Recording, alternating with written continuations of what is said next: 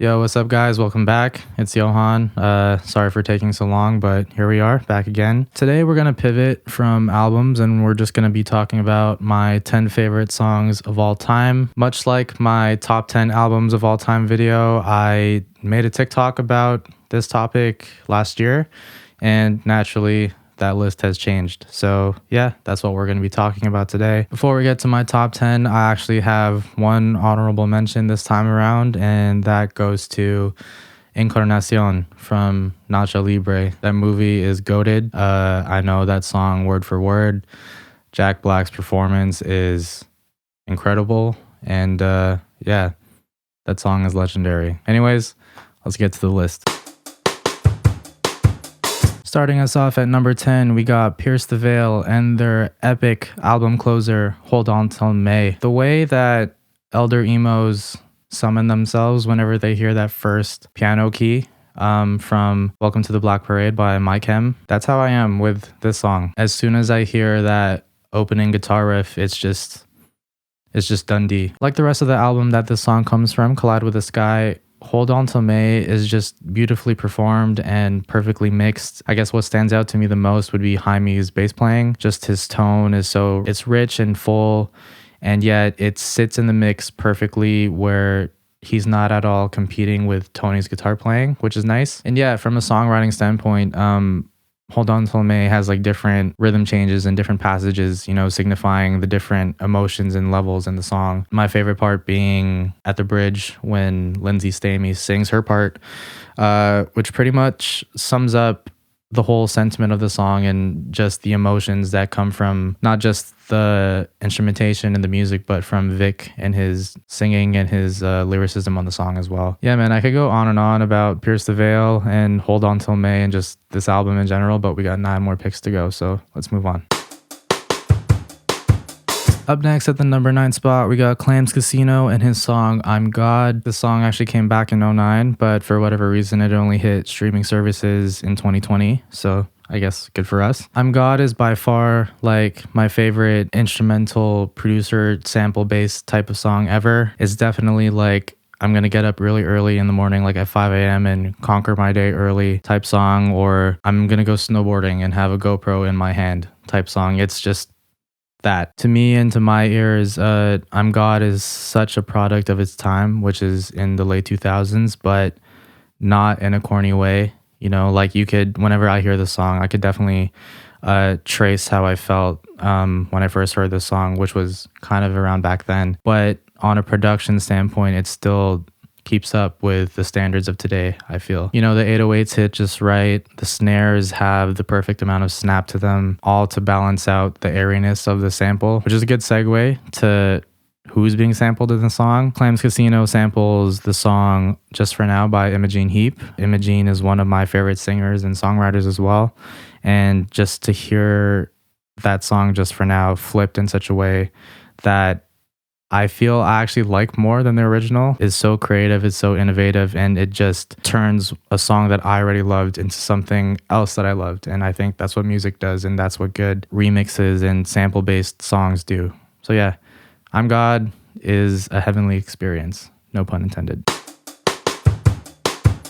At our number 8 spot, we got the absolutely gorgeous Sound and Color by Alabama Shakes. This one is by far my favorite album starter of all time. Like, how could it not be? It's just warm and welcoming. And I know I use warm and welcoming a lot to describe songs, but I couldn't help it. It just fits this song so much. The song starts with this like sweet passage that's played on the vibraphone, which is my favorite sounding instrument. And then as soon as the drums kick in, it goes into this other passage that's played on the marimba possibly, or vibraphone again, I don't know. You got to listen to the song to understand what I'm saying, because it's just that.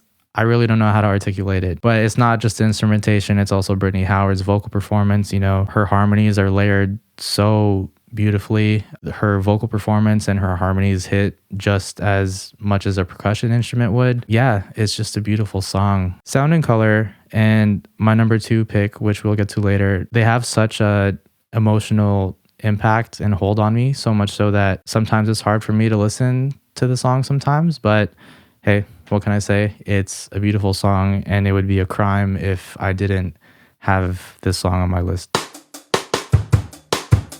We gotta have some Canadians on the list, you know? So at our number 7 spot, we got Billy Talent and their banger, Try Honesty. Yeah, Ian DeSaw, one of my favorite guitar players of all time, and the main riff from Try Honesty is definitely one of my favorites of his. Yeah, this song came out back in '03, which is crazy to think about considering how fresh and relevant it is, at least to me. One thing to note too is that I've always said this, I feel like Ben's singing is like the perfect companion to Ian's guitar playing. You know, they're both bright and punchy and percussive and yet so melodic and so fluid. You know, the chorus is very anthemic, call and response type of chorus. You can't help but get pumped whenever you hear it. It's such a very profound, it's a very lyrically profound song, and yet it still manages to be so catchy and so addicting. But I guess that's just Billy Talent's discography in general, right? So yeah, Try Honesty, Billy Talent, forever.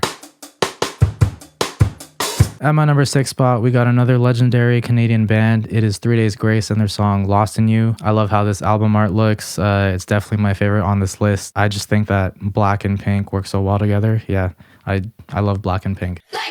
Much like what I said about the Pierce the Veil song Hold On Till May earlier, whenever the opening guitar riff of Lost in You comes on, I just feel enveloped by the sense of ease. This is so lame, but like it's like a warm breeze. I don't know. The way Adam sings on this song too, it's very sincere. It's somber yet hopeful, which is a cool contrast. And I guess that's what 3 Days Grace is known for doing. The cool thing about 3 Days Grace is that they both do the soft, somber, and sensitive, and on the other side, the harder, more punchier songs. They both do the two styles so well, and I guess that's why they've had such a long career. Yeah, I also want to congratulate them, 3 Days Grace, because Adam is now officially back in the band, which is a big deal. And yeah, I just can't wait to see what they get up to next. So yeah, 3 Days Grace, Lost in You, my favorite song by them. Right at the halfway point and sitting at my number 5 spot, we got Mexico's Café Tacvba and their song Volver a Comenzar. You know, I don't come from a Mexican or a Latino family, so I didn't have the privilege of listening to this type of music growing up. So naturally, I found this song and this band by playing Little Big Planet, which is still one of my favorite video games to date. Yeah, this song is such a journey, lyrically, musically. It's 8 minutes, you know, so it's a pretty long song, and yet it doesn't feel dull or stale at any point. I don't speak a lick of Spanish, and yet I know every single word to this song as if I'm singing it in my native tongue. This is the only song on this list that is not sung in English. So if we were to do a list where I'm talking about my favorite non-English songs of all time, Volver a Comenzar would definitely be my number 1 pick. I think among the songs on this list, this song gives me the most magical, childlike listening experience, and many songs don't give me that quality. If you're patient enough to listen to an 8-minute song, go for it.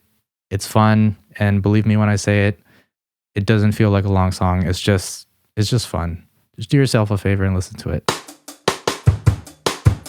At our number 4 spot, we got the oldest song on this list, and that is Close to You by the Carpenters. This is definitely my favorite song that my parents have put me onto when I was a kid. So yeah, whenever it comes on and I have the pleasure of listening to it, I just smile and think about my parents. It's just straightforward, no nonsense type of songwriting at its finest, and I think it's the Carpenters' best. I mean, like, sometimes you don't need to listen to something that's super breathtaking or musically intelligent all the time. You know, sometimes you just need a song that's enough and that does enough, and the Carpenters do just that on Close to You. You know, there's no theatrics, there's nothing over the top going on. It's just good songwriting describing love. Yeah, so Close to You, heartfelt, sentimental song, and because of how simple it is, it will always be a song that I will go back to.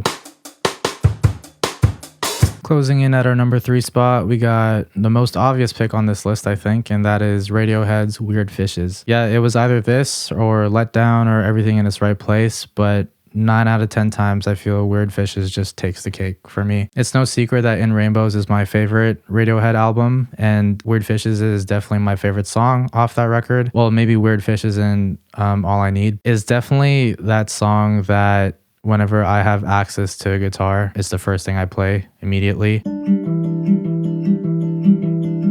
It's just so easy. It's so simple yet so pretty, and I just can't help it. What makes the song so beautiful is just the sweeping, airy guitar passages that are played by Johnny and Ed. And then the rhythm section provided to us by Colin and Phil is super steady. And yeah, of course, Tom York is Tom York, so no need to explain that. This and Volver, Comenzar, which I spoke about earlier, are my two favorite sonic landscapes on this list. And yeah, I really don't know what else to say about Weird Fishes. It's just a goat. It's a goated Radiohead song and a goated song in general. At my number 2 spot, I have what I feel to be the most emotional song on this list, and that is Frank Ocean's rendition of At Your Best. The song was originally sung by the Isley Brothers, and then Aaliyah covered it. I just so happen to like Frank's rendition the most. The funny thing about this is that it's super intimate. You know, it's literally just Frank and his singing along with like a reverberated piano. And for whatever reason, even though it's super intimate, I still feel as if I'm just a spectator listening to him and watching him perform the song from far away. On some super meta shit, like I feel like Frank is the narrator of my conscience, and this is what I hear when I'm, you know, by my lonesome thinking about something deep or whatever. Yeah, I don't know. Of course, the most impactful part of the song being the bridge. Yo, like when I heard it for the first time, I cried. Frank basically drops his falsetto and hits you with a "Tell me what it is." Yo, when I heard that for the first time, I felt like my heart dropped and like sunk into my stomach. I'm getting goosebumps just like thinking about how I felt when I first heard that. Like it's just so beautiful. Sound and color by Alabama Shakes and Frank's rendition of At Your Best. They're difficult for me to listen to sometimes just because of how emotionally impactful they are to me in my life. Nevertheless, it's just that song. It means so much to me, and I feel like there will always be a place for it on this list. Even if I don't listen to it for an elongated period of time, it's the best rendition of the song, you know, and I stand by it. What can I say about this song that hasn't been said already? It's the ultimate drop D song. When you and your band are rehearsing and there's a part in the song where the drummer needs to play 16 notes on the hi-hat, you just tell him, bro, play the thing like Everlong. To say that this is one of the first songs that I've ever learned to play on an instrument would be insane, so I'm not going to say that. I will say that Everlong is the first song in which I personally learned how to sing and then play guitar, bass, and drums. Like I learned all the parts to the song. So it's the first song in which I did those things. That doesn't really explain anything, so don't worry about it. Hey man, like if I were to watch the Foos play live and they're only allowed to play one song, it would be this song. And I doubt that any of you would feel any different. Yeah, the Foo Fighters, Everlong, takes the cake as my number 1 pick, and it will probably stay that way forever. I don't know. We'll see. All right, there you have it. Thank you so much for tuning in, guys. I actually made a playlist that I'll leave somewhere on the screen here for you guys to check out for your listening pleasure. It'll be on my Spotify artist page, so hopefully I see you sooner rather than later. But regardless, I'll see you. Peace.